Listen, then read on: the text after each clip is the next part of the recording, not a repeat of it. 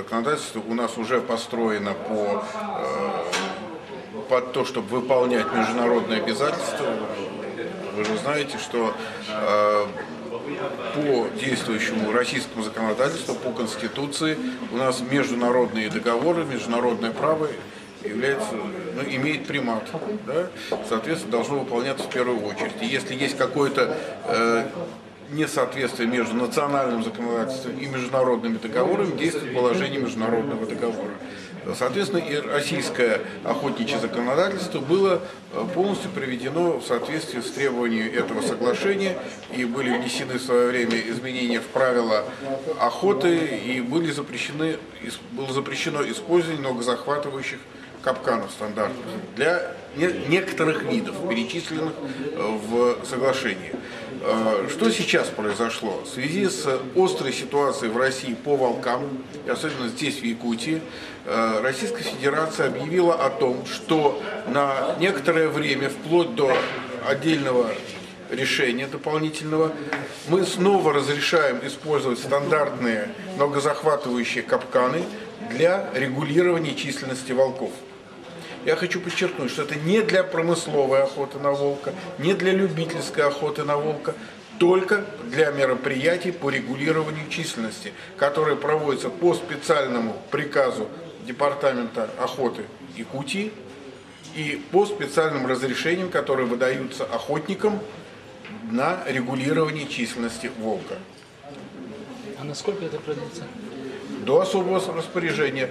Одновременно Российская Федерация начинает разработку и тестирование, видимо, вместе с канадскими коллегами, других видов эффективных капканов на волка, которые будут полностью соответствовать стандартам этого соглашения.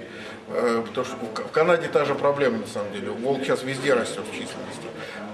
И как только они будут введены в оборот, эти новые капканы, и начнется их производство, то тогда старые капканы опять будут выведены из оборота и запрещены.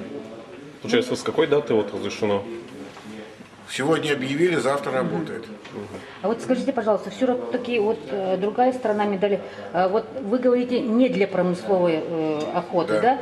И не для охотников-любителей.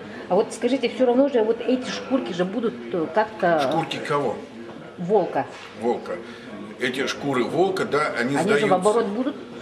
Они сдаются, да. И за них выплачиваются премии правительством республики. Но разрешение выдается на регулирование численности. Оно может и летом выдаваться. Не обязательно в промысловый сезон. Где тут грань происходит, допустим, промысловой? Нет, грань очень четкая, на что выдано разрешение. Понимаете, на что выдано разрешение, там и грань. Это написано четко в разрешении. Петр Николаевич, скажите, пожалуйста, как скажется на состоянии республики по итогам сегодняшней работы вашей?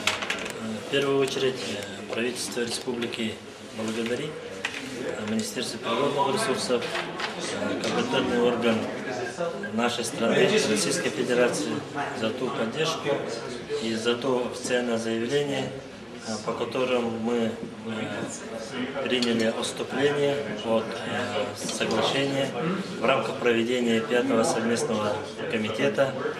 И очень отрадно, что данное решение было принято в рамках заседания комитета именно в городе Якутске, в республике Саха-Якутия, крупнейшей субъекте, промысловом субъекте Российской Федерации.